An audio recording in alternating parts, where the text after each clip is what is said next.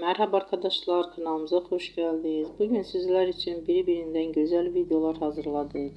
Sevilen oyuncularımız Ebru Şahin ve Akın Akın yüzünden güzel ve sempatik fotolar hazırladık. Onlar severek izlediğimiz Hercai dizisinde Reyhan ve Miran karakterlerine hayat vermiştiler. Biz onları birbirine yaraştırıyoruz ve sizler için onların güzel ve romantik karelerini hazırladık. Bu videoların devamlı gelmesini istiyorsanız kanalımıza abone olup birbirinden güzel videolar izleyebilirsiniz. Bizden bu kadar.